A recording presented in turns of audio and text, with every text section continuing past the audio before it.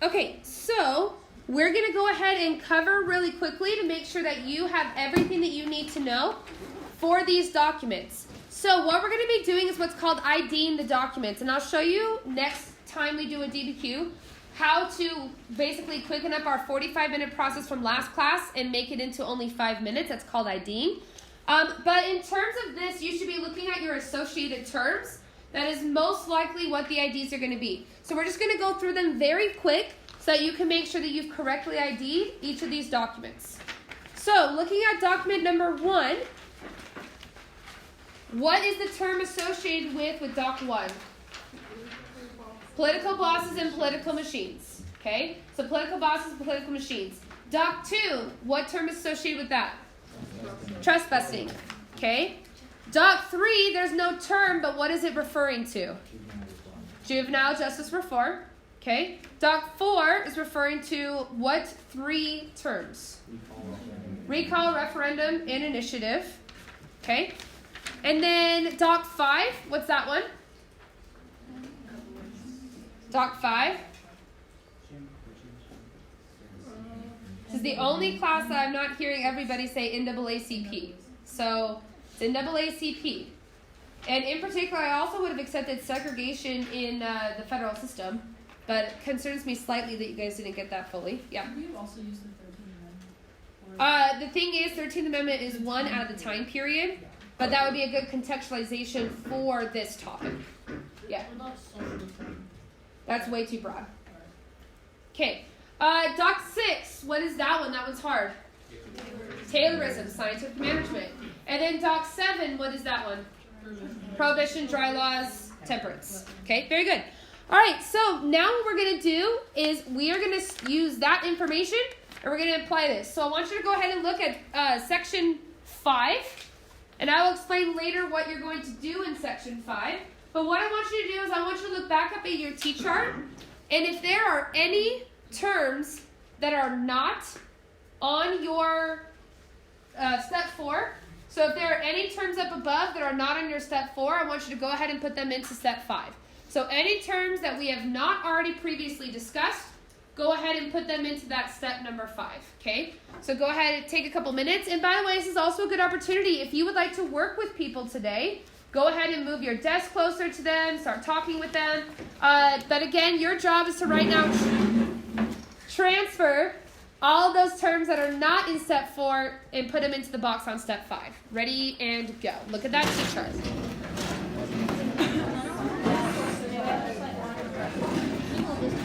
You could also bring that desk over.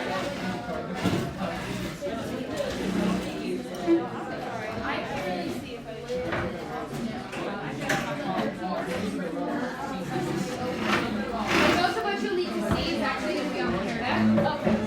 I've uploaded the slides.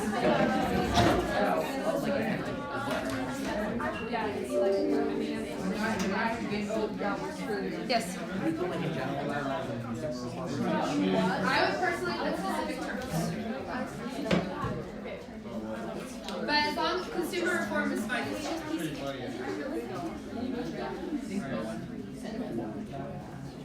Yeah, he definitely totally wrote exactly what's on his homework all by himself. What? Oh, well, you were talking about stuff that he had written, so I was assuming you were talking about class. Perfect. Let's go ahead and let's get back on topic.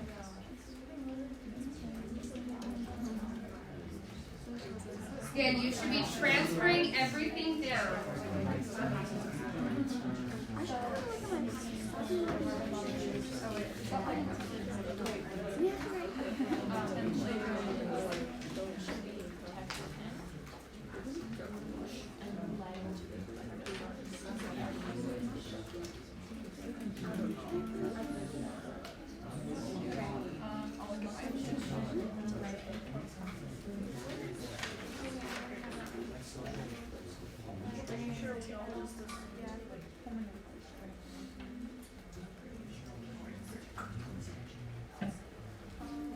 Take about 1.5 to 2 minutes so we can move on. This should be an easy part.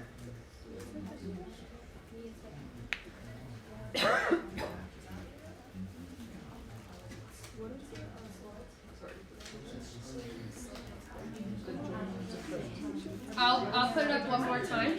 Just a second. So Taylorism is basically when you use scientific methods to improve a business. Yeah, you might have been gone, but basically, so like for example, Salt Lake City School District just voted last week to go down to a 4-day week. So they say that it'll increase productivity by only having school Monday through Thursday. So they think that scientifically, because they're going to start times later and only have 4 days, that grades will go up, attendance will go up, different things like that. So that'd be a scientific method, taking what they believe is the hypothesis, applying it to the business to make it more productive and efficient. Okay.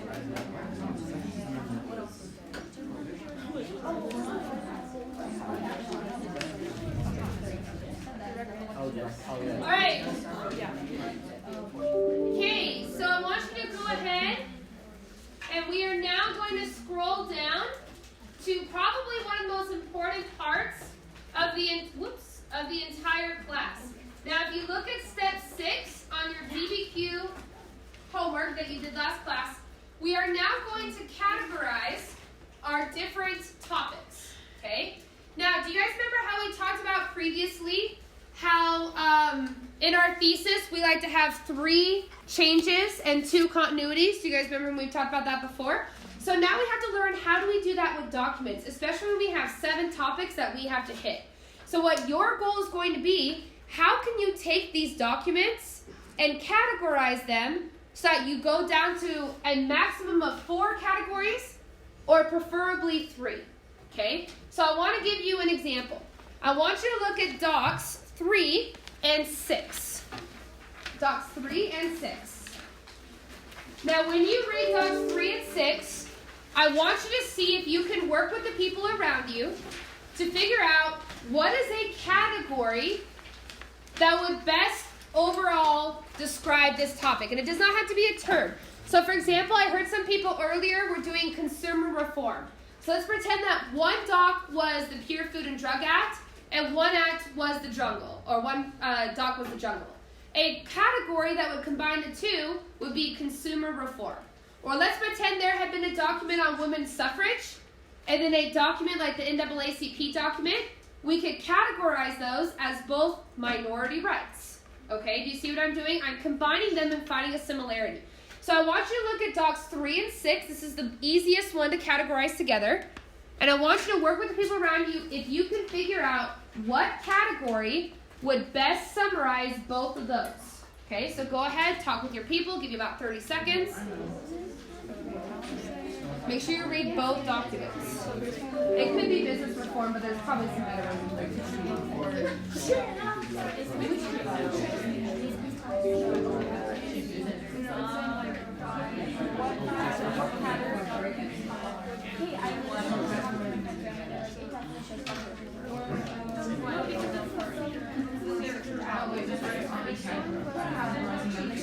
Yes, you're trying to find a common category that you can consider both.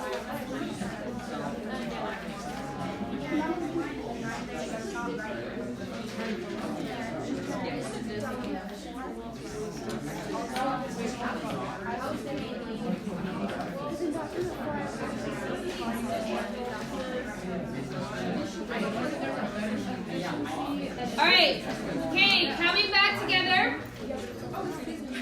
All right, so what are some possible ones that we could use? What are some categories? Who wants to think? I'm just trying to find a good word, like justice reform, maybe? Yeah. What about criminal justice reform? Aren't they both having to do with criminal justice and cops?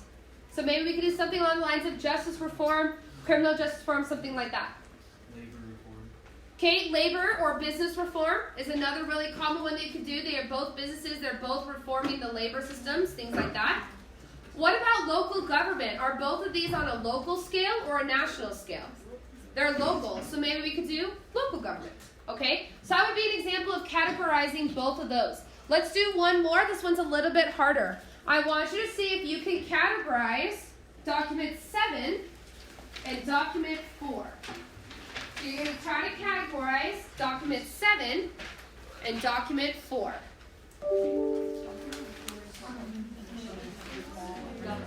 It's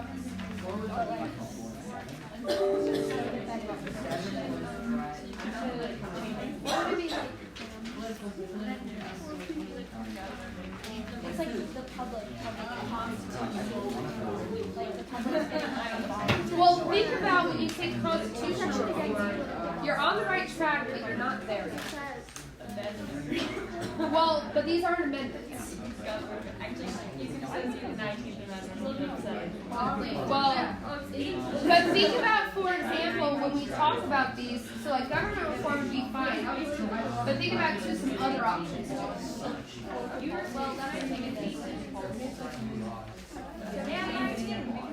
Somebody over this way got it. I heard it.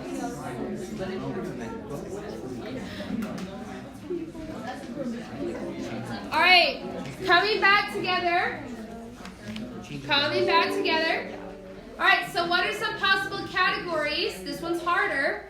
That we could make these two together. What's the thoughts? Changing government policies. Government policies or laws, right? That's one way they change politics. They created laws or policies. Very good. What else? Now we are all silent. Okay, what about government reform? Are they reforming the government? Yes. You could do that as well. Okay, I think, in my opinion, probably the creation of laws or policy is the best option. So do you guys see how we're categorizing them and making them similar? That's what you need to do. So on the left-hand side, in theory, all of your documents should be on the left-hand side. Now, if you have one that you put is not a change, but it's a continuity, do your best to try to fit it over here. I will show you how to add it in later, but do you guys remember when we talked about the unicorn point? The unicorn point is 1 point out of 7. So if you put it over here for unicorn, then you risk losing all your points. In particular, one of them talks about 6 of 7 documents. So if you forget to do 1 or 2 over here, and you incorrectly analyze 1 over here, you lose a whole bunch of points. Okay? So try your best to keep them over here in your categories. Now attempt to have only 3 or 4 categories, preferably 3, but if you need to extend it to 4.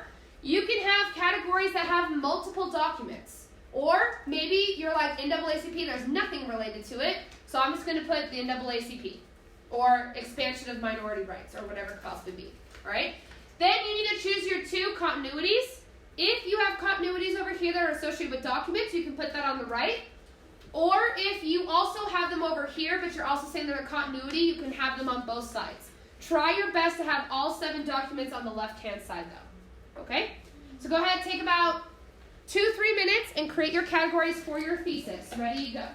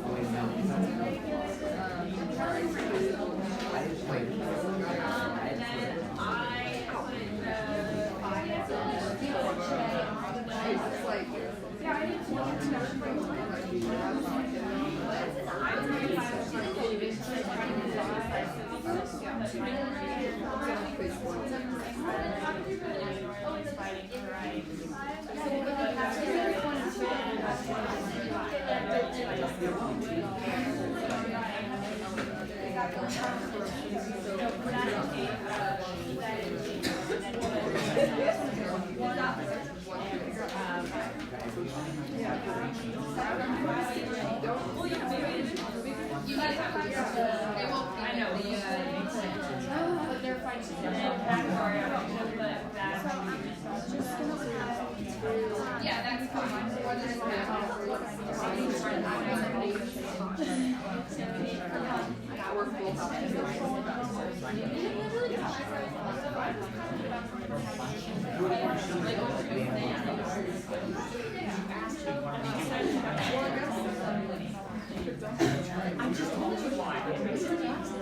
Are you guys fighting over there?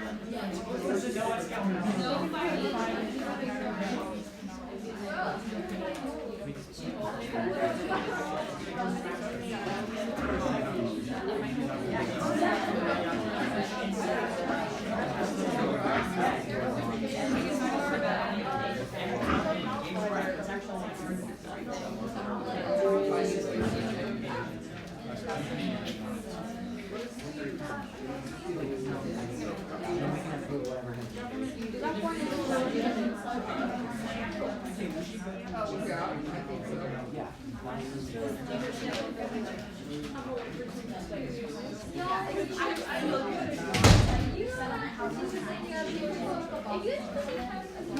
Yes.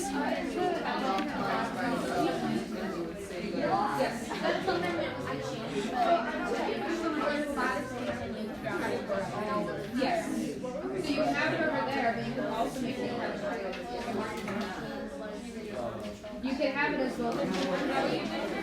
We should try though to have as much over here because this side is work all together. This side is only work. So I would put it on the shoulders and we want to make sure it's on the side. Oh yeah.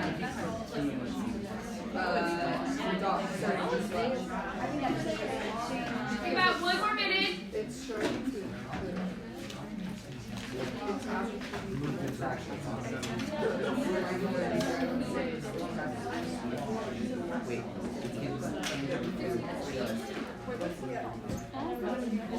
I could see it. Yeah, but I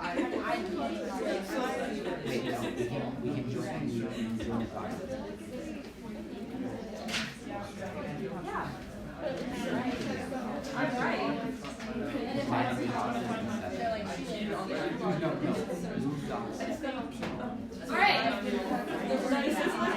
Alright, listen. Coming back together. Alright, so now we're going to actually start writing our essay. Yay! Okay? Huh. Yay! Okay, good. We're excited. I'm so scared. We can get through it. I'll come help you if you need to. Okay? Alright, so now what we're going to do is we're going to actually start writing your essay. Now, step 7, you have already completed it. Okay? If you look back at your LEQ, you should just be able to copy and paste step 7 in. Now, make sure you also include your connecting sentence to your thesis. So on step 7, I would copy over your entire opening paragraph, excluding your thesis statement. Now, if you are new to this class, this is going to be the hardest part for you because you don't know how to contextualize. So if you meet with me individually, I'll show you how to do that first step. But we can show you how to do a thesis today. Okay? So again, go ahead, take about like a minute, copy it over. Again, everything except for your thesis. Make sure you include your connecting sentence.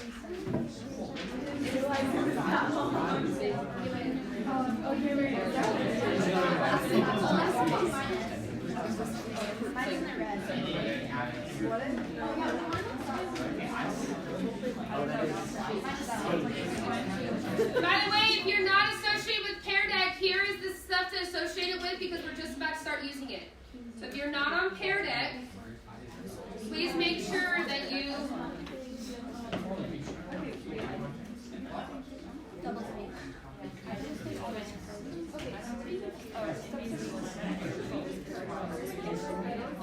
I read it all.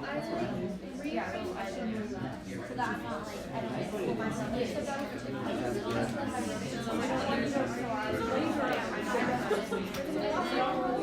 doing just that, but not the. All right. Okay. So let's remind ourselves very quickly about how to write an opening paragraph because now we have to write a new thesis based on the categories that you guys just created. And by the way, if you're unable to see this, you should be able to go on your Pear Deck tab, and this should be showing up on your computer. So everything that I'm about to show you is on your computer for you to be able to use and reference. So let's remind ourselves what our opening paragraph looks like. So you've already copied over steps 1 and 2, our contextualization, and this is again the part that most people screw up. Connect your historical context to your thesis. I've seen a lot of people that give a great contextualization on the Second Industrial Revolution, and then all of a sudden they're like, and now the progressive era changed American politics. Make sure you have some sort of a sentence that says, This led to many reform movements to be able to fix some of the problems, or because of concerns over robber barons, reform movements were created to be able to stop these problems, whatever you want to do. Okay? So let's focus on your thesis, which is the one that I want to focus on right now. So your thesis needs to be rewritten for your categories. As a quick reminder of what your thesis will look like. So this is my entire introductory paragraph to my essay.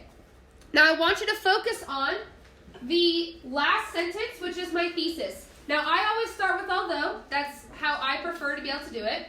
Okay? So if you notice, I have although, and in language of the question, I'm repeating the question.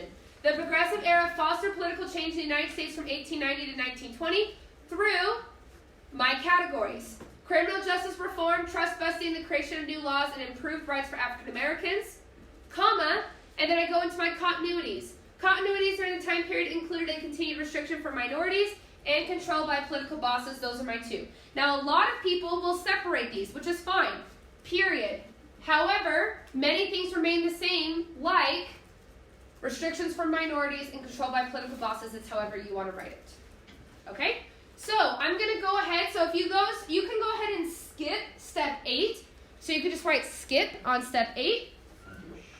Then you're going to go ahead and write step 9. So, create your thesis. I'm just about to open up your copying over.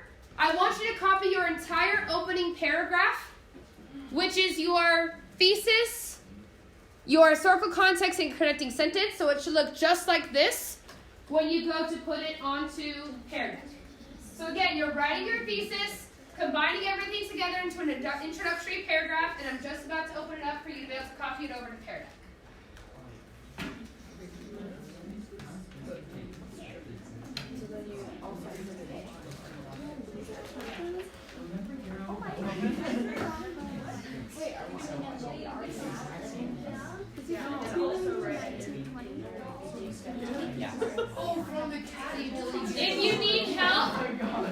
If you need help, my example is up on the board. If you need help on how to be able to write things and how it should look. Once you're done, go ahead and transfer it over. Well, no, because you have to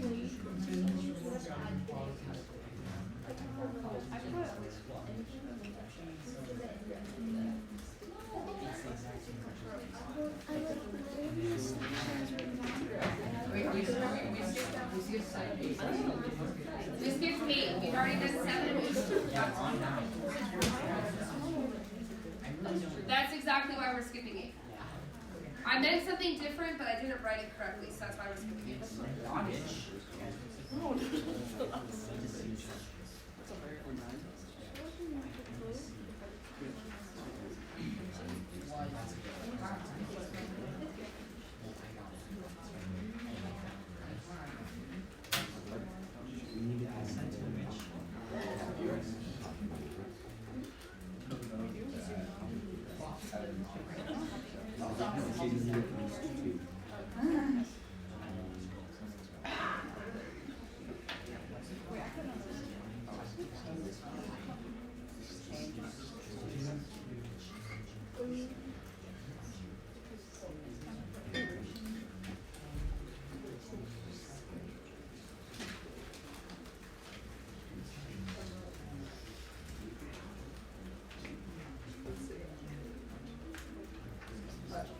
Okay, so at this point, you should probably be almost done with your thesis. Go ahead and start combining them into Pear Deck.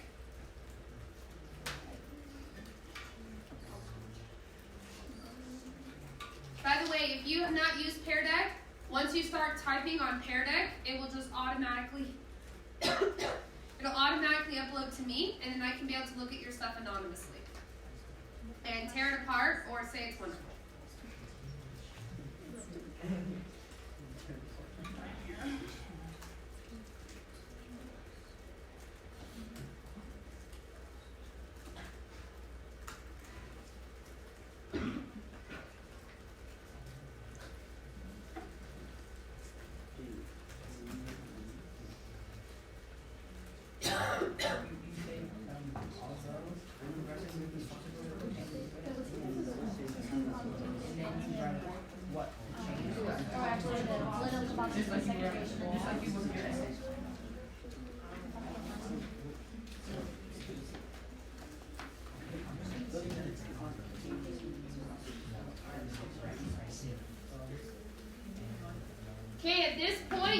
be transferring this over, please.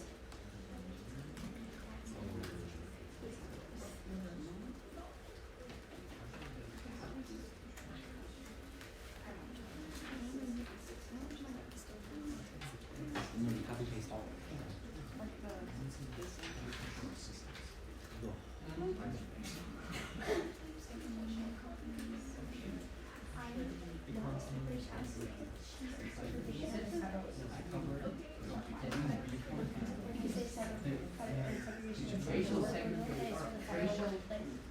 Racial disparities still existed.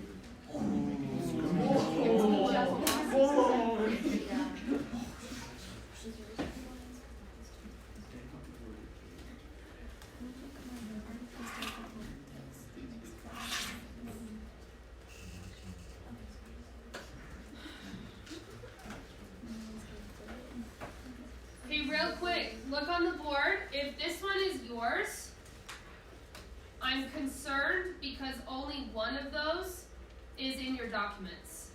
So, if this one is yours, I hope that it's because you copied this straight over from your LEQ and you didn't rewrite it. But if this one is yours, this one does not work because only one of these is Doc 7 and these other ones are not.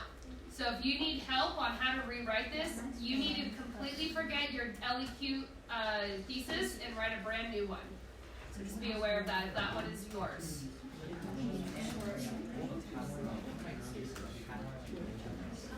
It's already in there. I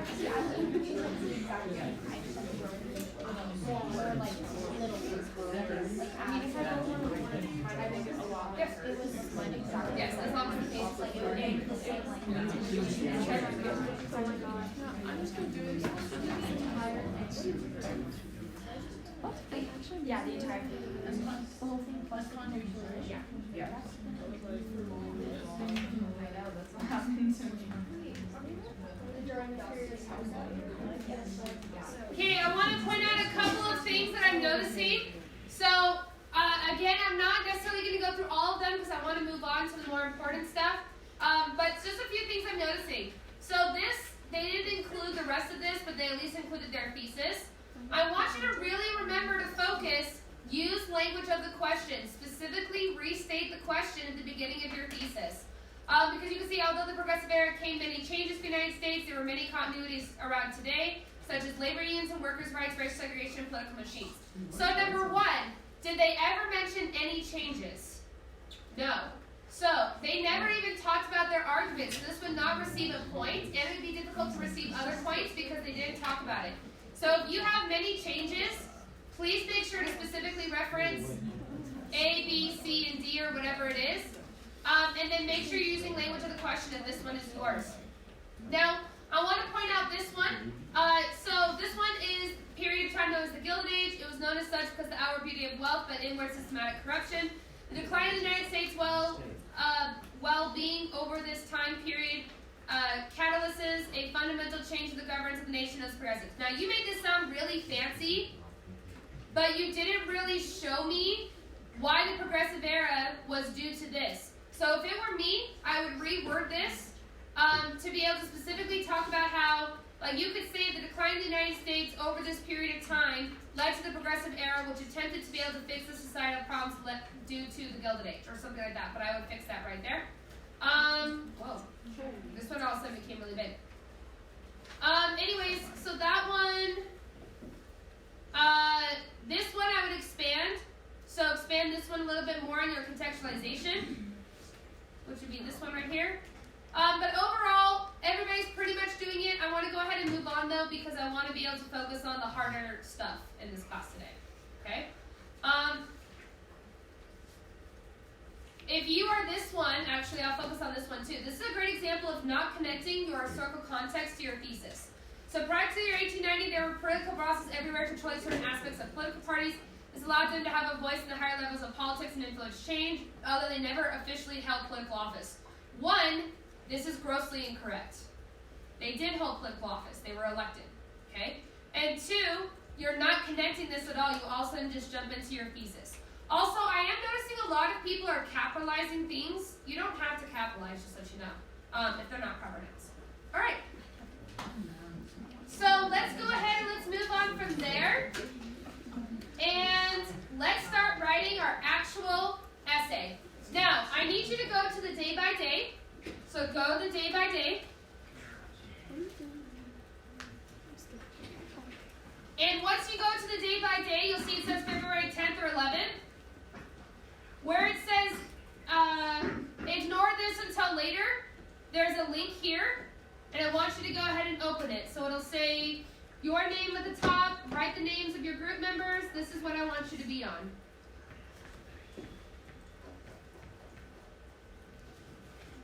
So again, I want you to go ahead and be on this outline. So again, go to the day by day where it says wait or notice until later, and then you should open it up and it'll look like this. Now you can go ahead and copy your opening paragraph. So this is something that'll help you for the first 2 times that you do this to make sure you get everything. So all you have to do is highlight this, go ahead and put your new one on, and so it ends up looking like this for me. So this is what I have as my opening paragraph. One more down. Yep.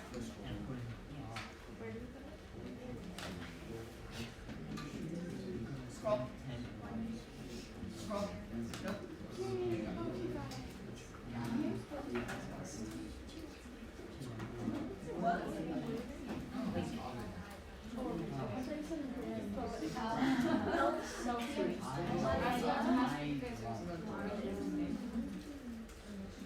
All right. Okay, now down below, and this is where people start to get confused, so make sure you are listening closely so you don't get confused.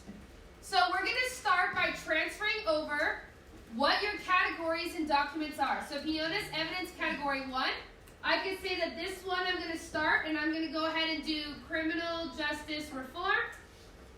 My documents are going to go ahead and be 3 and 6. Then I go down from there and I go ahead and highlight this, and let's say that I'll do for this one the NAACP. And my documents will be, I think it's doc 5. Okay? If you have 4 categories, then you just highlight this, copy it, make a 4th category, and go ahead and fix that. And then on your continuities, go ahead and just put your category, and if there's no documents, leave that blank. And go ahead and fill all of these out. Only the top line. So you should only be doing this line on your paper right now. Top line, nothing else. Okay? So go ahead and take a couple of minutes to go ahead and transfer that over, and then I'll show you how to use this outline.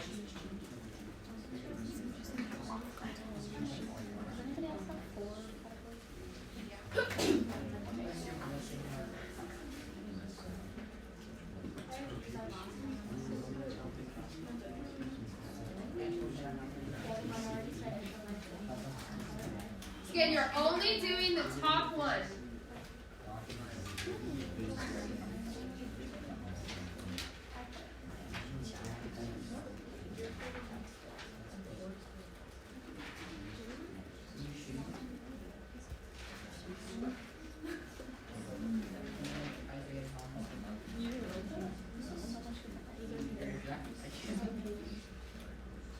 It's actually the same exact thing.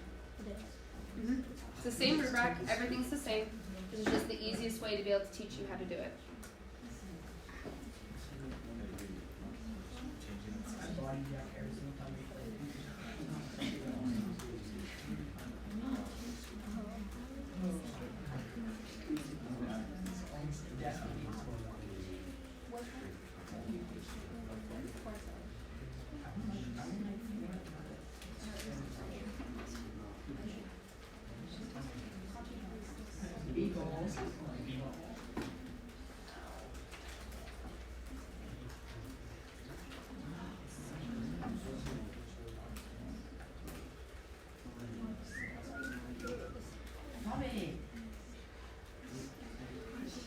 Okay, it should be about finished up. Yeah.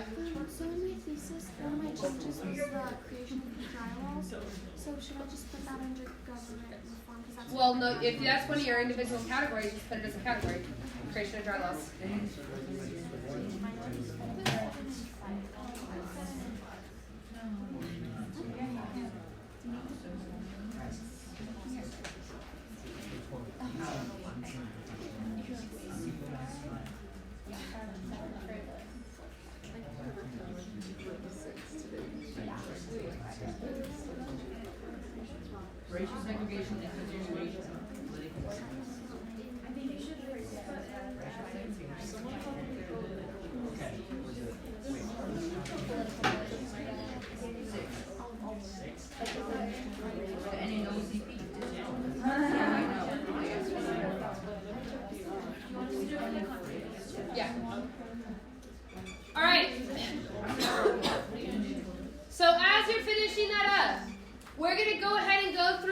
basic step-by-step process for creating your body paragraphs in a DBQ. Now, if you notice, I've given you this outline, and for most people, the outline is the easiest way to do this. Then once you finish it, you just, backspace a little, make it into a paragraph, and it tends to work the easiest. But this is a basic outline. Now, I want you to pick one of your categories that you feel like you'll know pretty well. The only documents that you cannot use Doc 3, which is the juvenile justice. And I don't want you to use Doc 6 because that's one I'm about to use. Okay? So try not to use Doc 3 and Doc 6. If it were me, a lot of you guys on your LEQ did recall, referendum, and reform. That would be an easy one to copy and paste over. So it's up to you. But do not do Docs 3 and 6. Okay? So I'm going to go ahead and show you how to be able to do this. And again, if you can't read mine, I will be projecting it on your computers as well. Alright? So, this is a general outline. We're going to ignore F right now. So, ignore F. Don't talk about F. Okay? We're only going to do letters A through E. So, I'm going to explain it, and then I'm going to show you my example of how to be able to do it. So, with A is a topic sentence introducing the change. One example of a political change during the Progressive Era was through criminal justice reform. Okay? Then I defined my term in 2 to 3 sentences. One example of criminal justice reform was through the use of Taylorism. Taylorism is, and then explain it. Then make sure you add in why it's a change. This was a change because blank. Make it very, very clear to the reader why what you're talking about is a change. D you've already done. So if you go back to your step 4 chart that you guys completed as homework, you just copy and paste the left-hand column.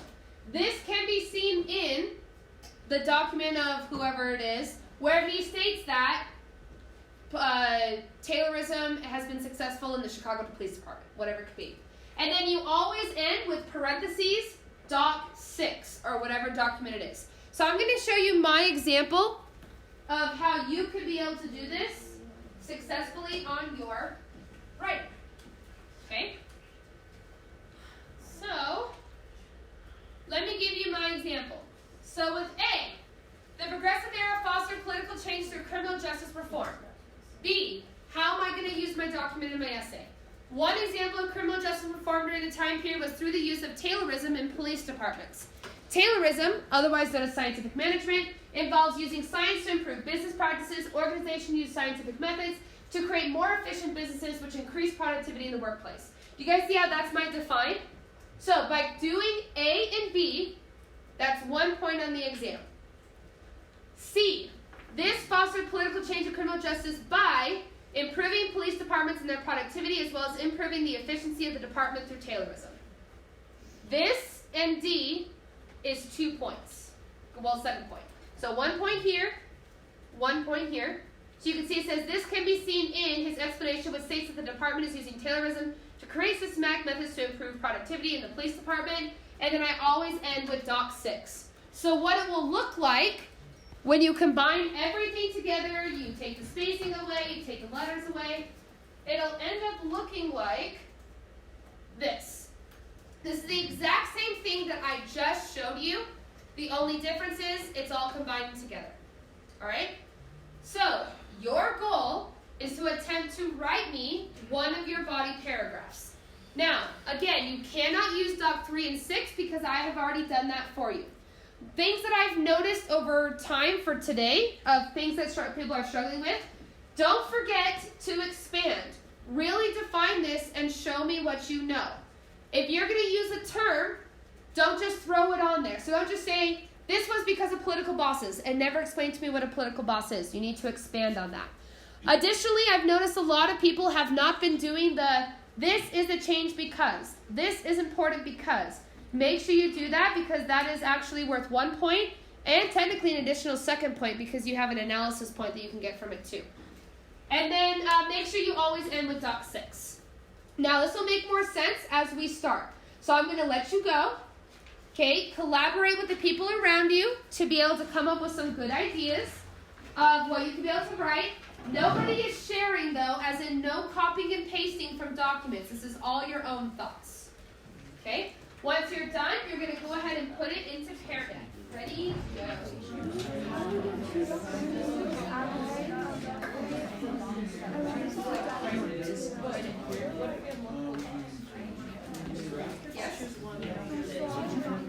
Yeah, well, we're not even doing one. Nope, ignore that.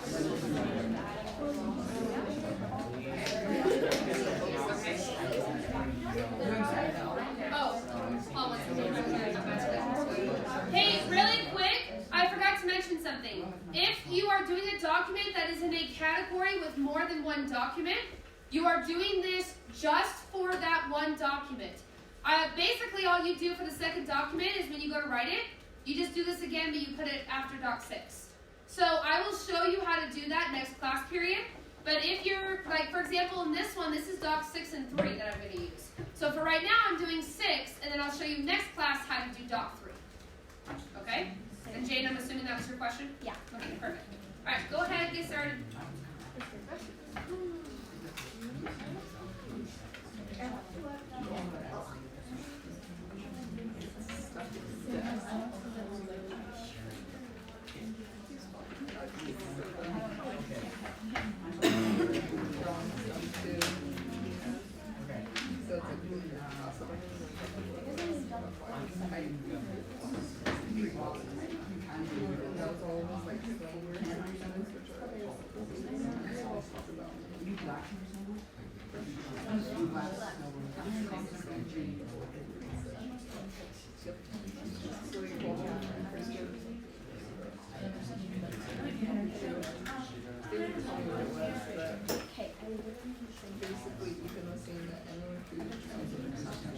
Well, I heard what it meant after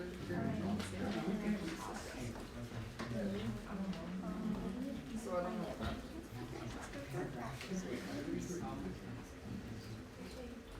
I need to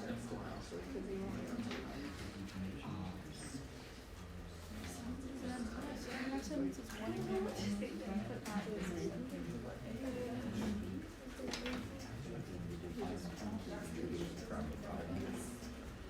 the day that she's supposed to be, he's like, why are you sitting on it?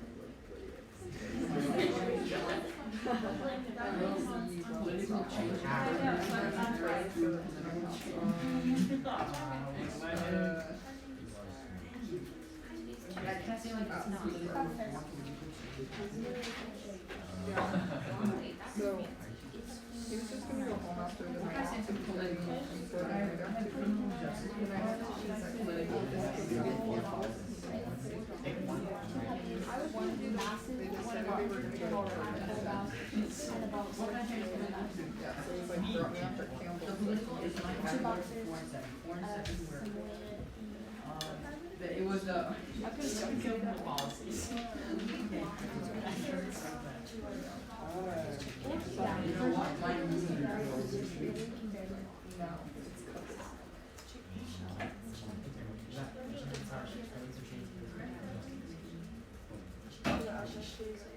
No, it's covered. Yeah, it was really funny, but I have to find time with Parker and John and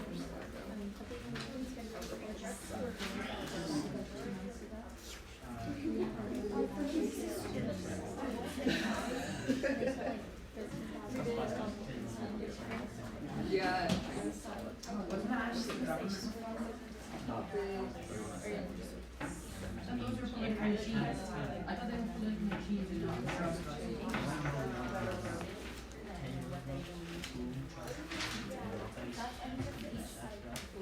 oh, one was for like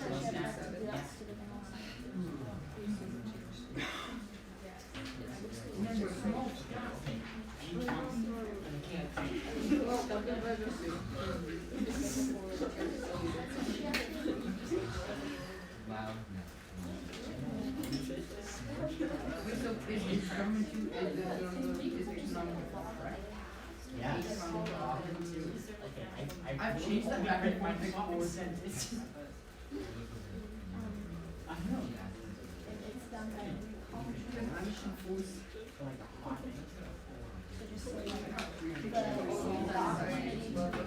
it. Thumbs up.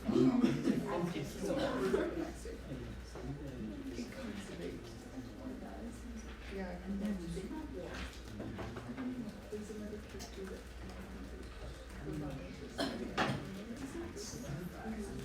yeah, so she's dating son to me.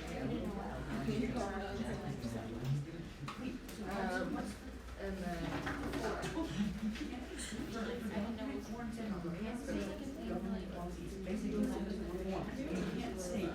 Right, political. Yeah. wait, what did I do? And then there's like Political reform.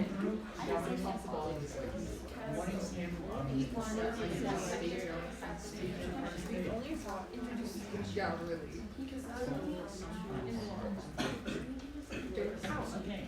Sometimes, huh? What you need. Bernie's too.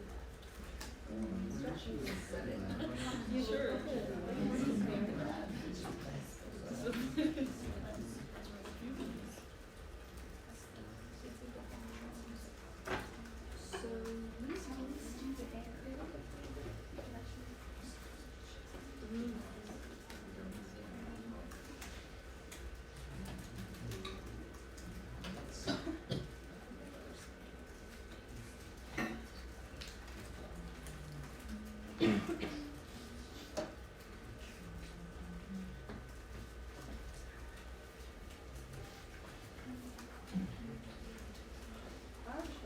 Yes. The probability was it like the whole country or was it like Well, it depends on how you write it because the time period ends in 1920, and that's when we officially did ban prohibition. So you could talk about just moving towards dry laws. You can just talk about prohibition itself, which is the 18th Amendment, which happens in 1920. It's whichever one you want to do. Thank you. Somebody else said I had a question. Okay.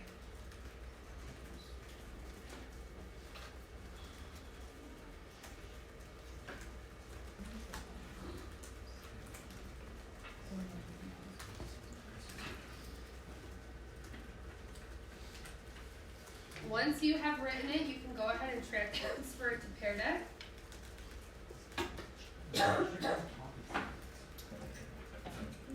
I would try to aim. Oh, he totally left you hanging. That's not very nice. We should try to aim to be finished in about maybe 3 to 4 minutes.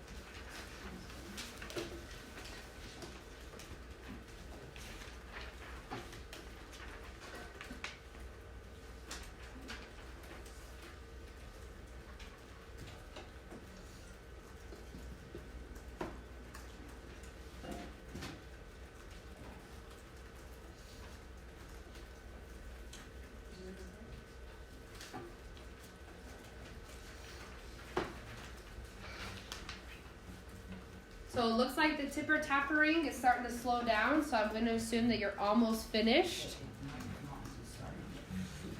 Well, that's one other option, but it has been about 8 minutes. And on the AP exam, you have 45 minutes to write the whole thing. Huh? The first 15 minutes, though, are the reading period. So, and most people take that whole time. So here you have 15 minutes to analyze the documents, but then 45 minutes to write it. The biggest issue is most people actually take too long with the reading period. So a lot of people, like, they'll say the reading period's up, and they'll be like, I got 2 or 3. And that's it.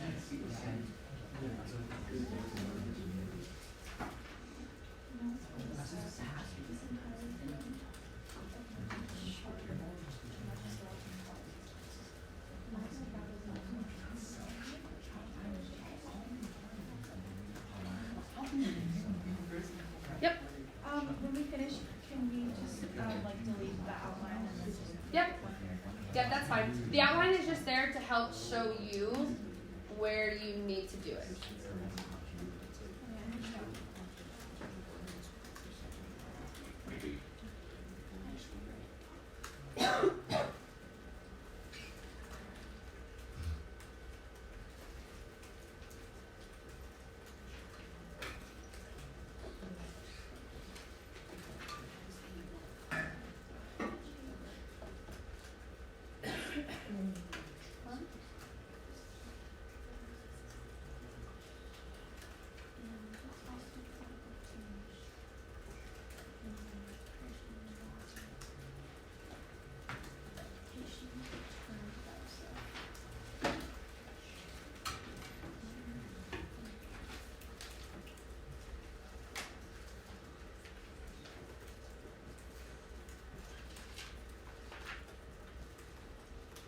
Again, let's try to finish up. We want to be able to do our last section.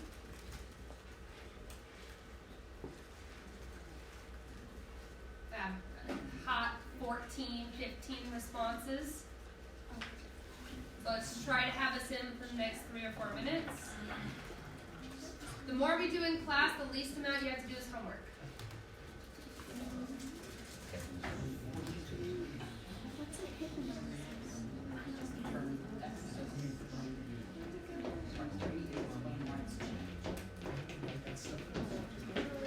Wait, Miss Ray. Yep. Which one, do we have to write the change by itself, or do we already write the change on the set? Well, you should already, in theory, you on the far right. It says hip analysis, and is that, have we not written this? Not hip analysis. We're ignoring them.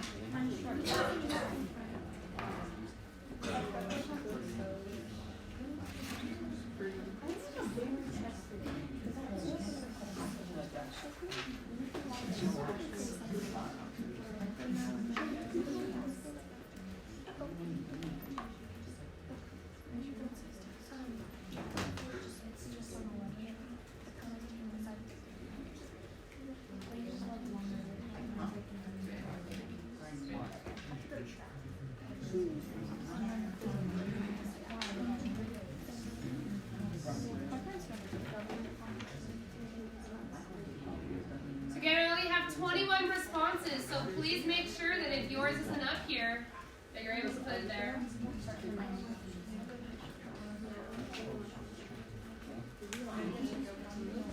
I know a lot of people on the grades. Other boards.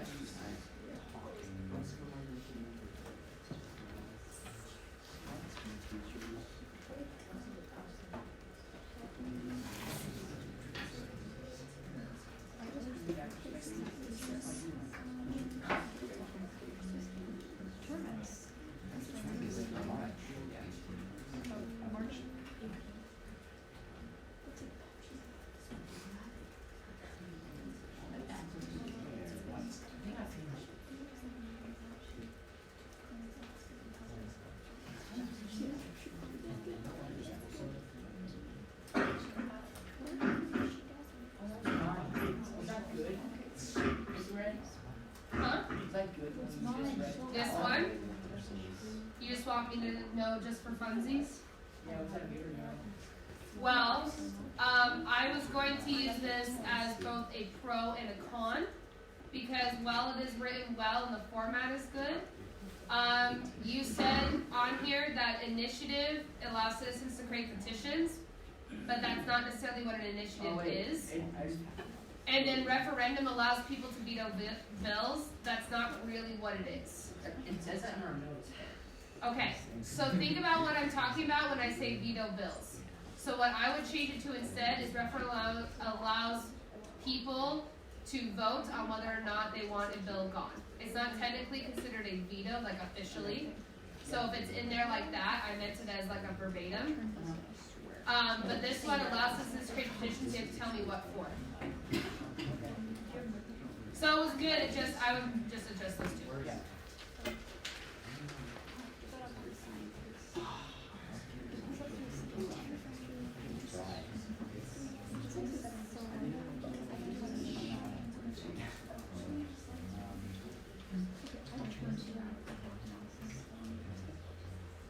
really doing a good job, by the way. A lot better than some other class. What other class? You know, a class. Oh, this one is a link. Ah,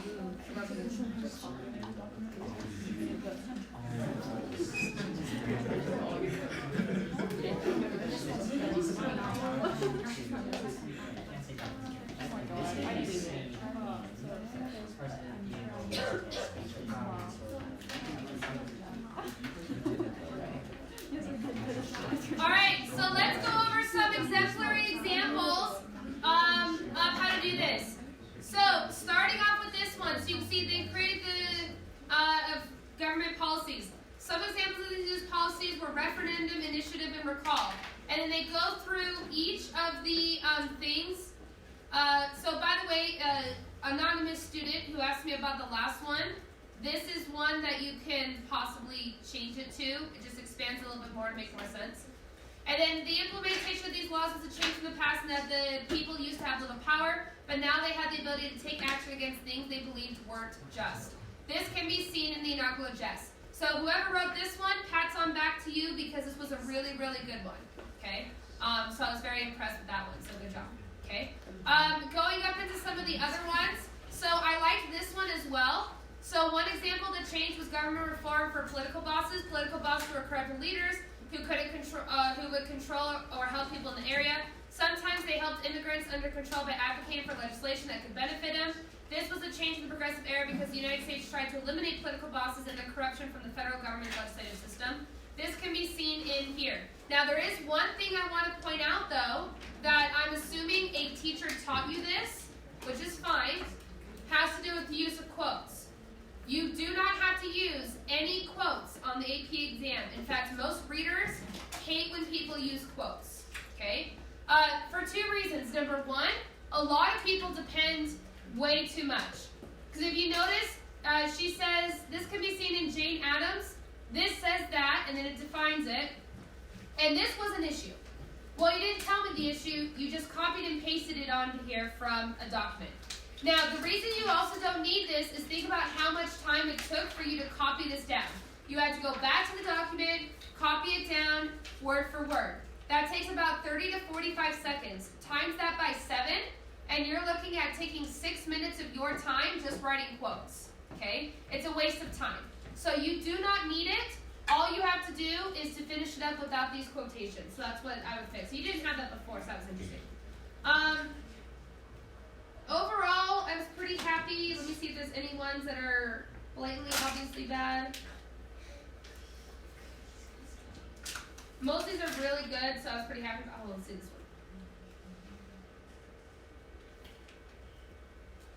one. Okay, so this one would get 1 of 2 points for analysis. So notice the length of this compared to other ones. So one example of law reform would be the decision to create dry laws. Dry laws say that alcohol would be illegal in the areas that support or have this law. That sentence doesn't really make sense, so rethink this sentence. It's a change because it gave people the opportunity to protect their communities by creating dry laws. Are people the ones creating dry laws? No, they're voting on it. Okay? So this one just needs to be expanded, crisped up. It's just kind of basic. I would expand on this to be able to do this correctly. I think overall, most people did pretty good. One thing I did notice about this class compared to other classes, you guys have a whole bunch of terms in here that were not in the documents. Please keep those for right now. I will show you next class why you need those. So please don't delete those. Keep them. All right. Now we're going to go ahead and do the last section. So make sure you've copied this over. If you typed it directly into your Pear Deck, make sure it's over on your actual thing. Alright, and now we're going to go ahead and do the last section, which traditionally is the hardest section because people don't know how to do this. So other than the unicorn point, this is the most missed on the exam of how to be able to write. So now we're going to do what is known as a HIP analysis. Now you guys have done this before. You just had an assignment 2 days ago on HIP analysis. So a HIP analysis is basically a document analysis technique where you are attempting to analyze a document through 4 different letters, okay? So, H stands for historical context. What is the contextualization of the topic of the document? Now, I through P are specific of the actual document itself. So I don't want to do, for example, in the initiative recall, I don't want to say the purpose of recall is to blank. I want to say, what is this document's specific purpose? Why was it created? Intended audience is who the audience is intended for. Who is this person writing to? Who is this person trying to convince? So, for example, if you look at Doc 7, the one that has the prohibition, it's pretty clear that this is trying to convince people to vote for dry laws. Okay? So that would be the intended audience is people considering voting for wet or dry. Purpose. What is the purpose of this document? For example, document 7. It's to convince people to vote for dry laws. And then point of view. Is it positive? Is it negative? What could it be? Now, when you go down, if you will look on your, I want you to be on your DBQ homework assignment, and scroll down to the last step. It starts with hip, and then it has a giant box. That's where I want you to be. Now, if you look at the top of this page, you will see the prompts of how to be able to lead you into a hip analysis. Now, one thing really quickly is some of them use the word bias, and that one's really hard, so I personally would not use that one if it were me, but this will help get you started on what you need to do. So I'm going to give you an example. Now, personally, I would use the same document you just barely used. So that would be me, because then I can show you how it looks on your actual document, and it'll make a little bit more sense. Now, I would prefer you not to do Doc 5, which is the NAACP document, if at all possible. It's either Doc 4 or Doc 5. I don't remember. The NAACP one, hopefully don't use that one. Okay? Because that's what I'm going to use. Now, before you freak out, you only do one letter per document that you choose. And you only do it for 4. So all the stuff I have up here, I basically quadrupled my workload. Okay? So don't think, oh shoot, this is a lot of work. It's actually rather short, and it's pretty easy.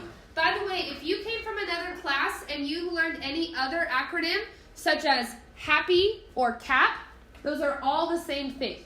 Okay? They're just like the C, instead of historical context, is contextualization. Okay?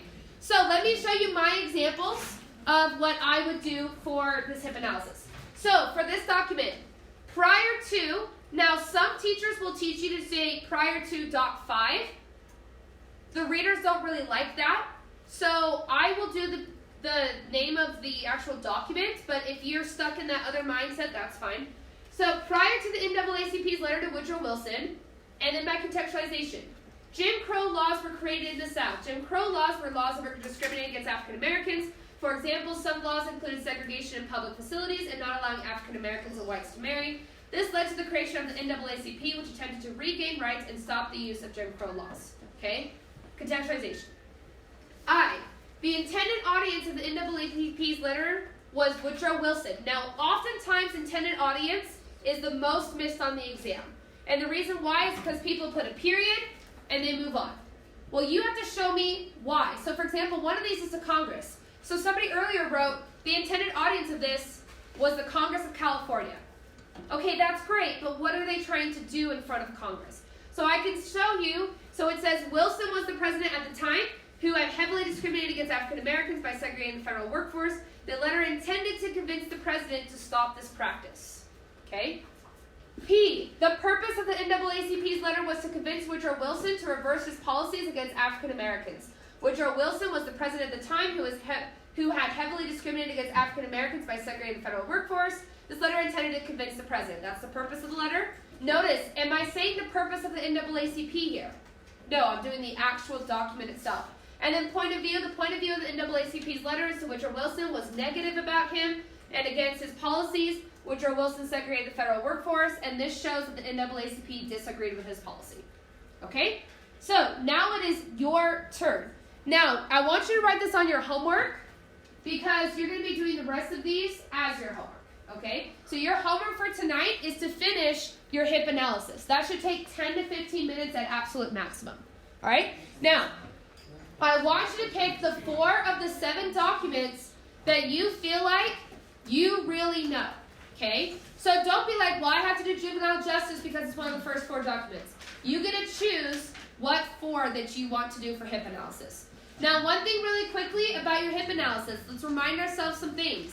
Number 1, do you do all 4 letters for a single document? No. How many letters do you do? 1. Don't kill yourself by going and trying to do this a whole bunch. You're just going to get worn out. Number 2, do you have to use the same letter for every single document? No. You get to choose. So if I'm like contextualization for 3, oh shoot, now I'm going to do purpose, it's totally cool. Can you use all 4 letters or all of them the same? Yes, you can do all of them the same if you want. Like for me, I was really good at contextualization, so all of my HIP analysis was always H, because that was what I was skilled at. Alright? So, personally, I would focus right now on your HIP analysis for the document that you just barely did. That's what I would do. Okay? Do the rest as homework. Wait. Yes? Wouldn't the letter from the NH wouldn't that be a continuity? It depends on how you wrote it. But remember, the NAACP wasn't changed because that was the first major organization to advocate for African American rights. But the letter is like highlighted the way that it was a continuity. Yes, that's true. But remember how we talked about before, that you want all the documents on the left-hand side if possible? So that's why it's on the left-hand side, and then you reference it again in a continuity. But you want to try to have all of your documents on the left, because change is worth 3 of 7 points, continuity is only worth 1. So if you have that document over there, you possibly could miss the points in the left-hand side.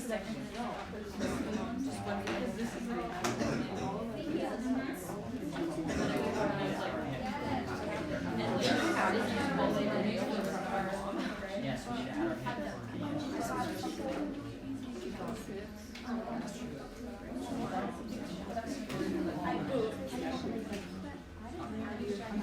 Okay, I have the care deck up. So if you need my examples, they're up on the board. Because I don't know why it's not giving you guys the thing on the left-hand side for some reason.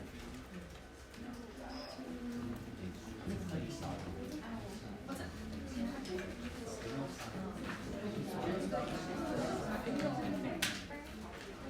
So you've seen her resubmit it correctly? Yep.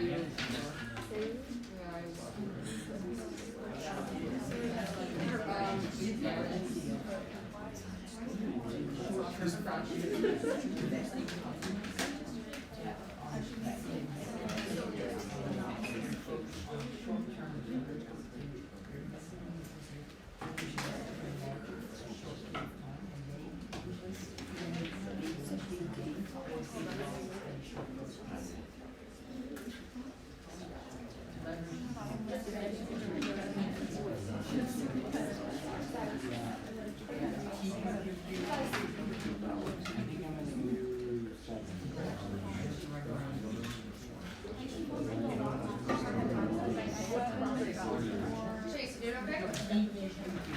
Yeah, I'm gonna 5. Just making sure that you're ready to go.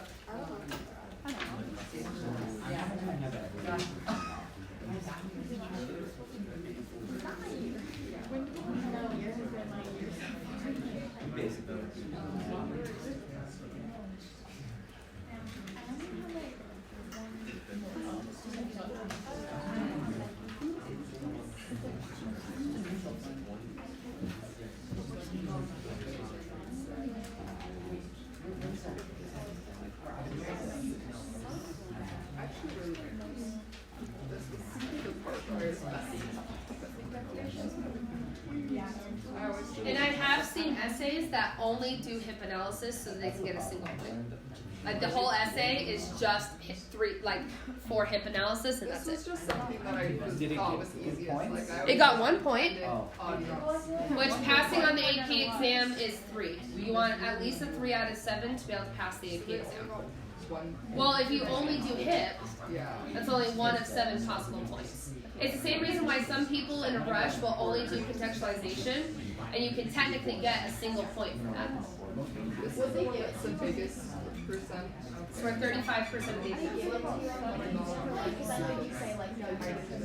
Yeah, I won't do it. The only one that they will not accept is if you only do a thesis statement, or you do contextualization in the thesis, and And the reason why is because technically, according to the rubric, you have to make an argument and defend that argument. So if you have no body paragraphs, you're not defending your argument. So I saw one essay submitted that was just a thesis.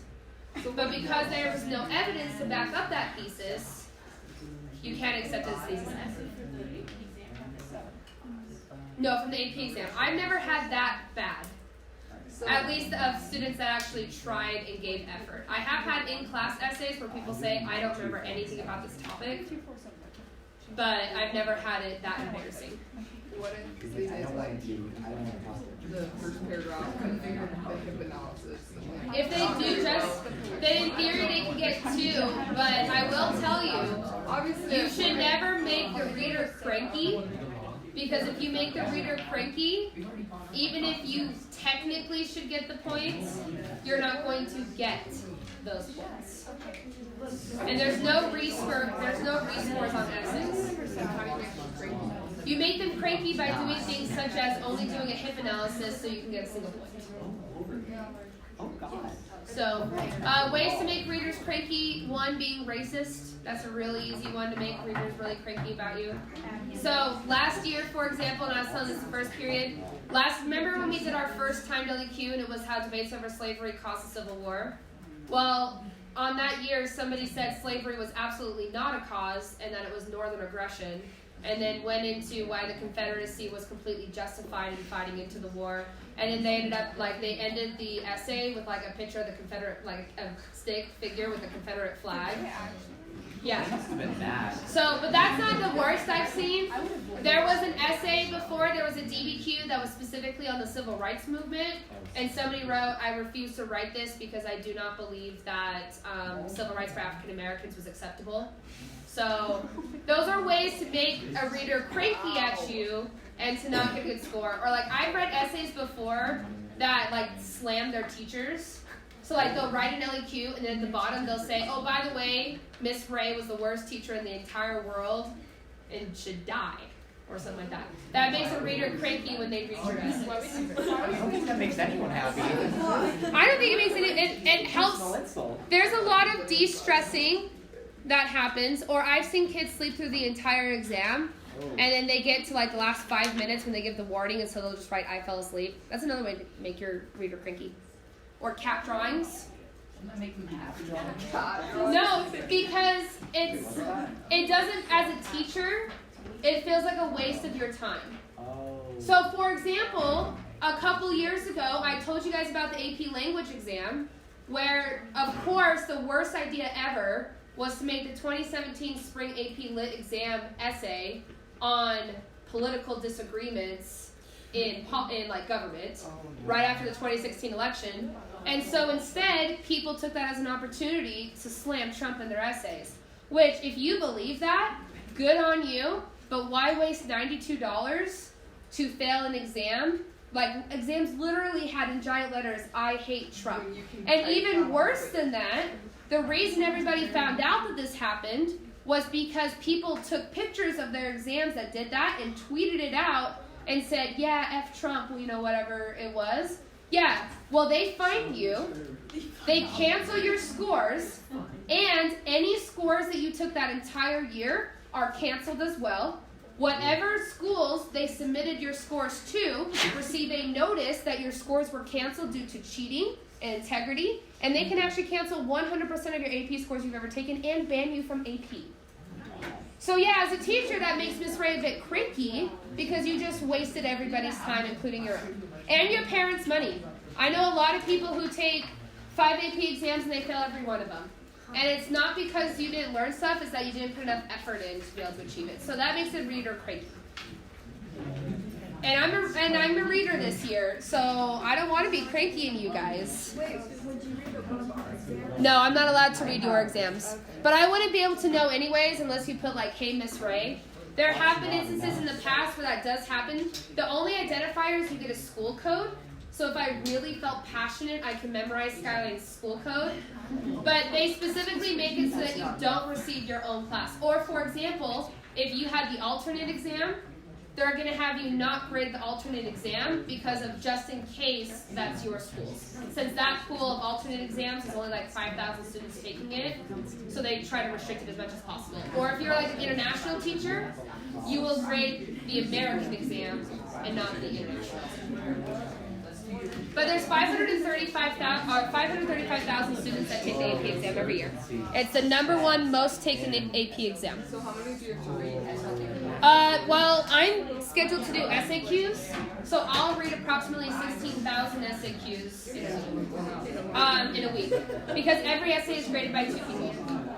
And then if I did a DBQ, I would read about 1,500, and then if I did LEQs, I'd read about 2,000.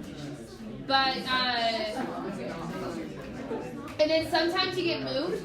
So last year, all the SAQ readers really screwed up, and so they had to move people off the DBQ, LEQ. So, but your actual workload is 52 hours over a 5-day period. It's intense. Yeah, it's a fun thing to do. It's actually been my dream since I was in high school to do AP reading. No, I'm being 100% serious. It's in my, yeah, you could look at my career goals, and it says in there, become an AP reader. And next is table leader is my next goal. Maybe a question leader if I'm going crazy. Because I'm weird, okay? Like, it's just, that was my career goal. Somebody's got to do it. Yeah, because if the higher you get, that's the better you are. And then eventually, no, I don't want to write it, because if you write the AP exam, you can, well, everybody might hate you. So how writing the exam works is you submit questions and they might pick it up. So I knew somebody who the required SAQ 2 years ago. They picked up theirs after 7 years. So they wrote it 7 years ago and they finally picked it up.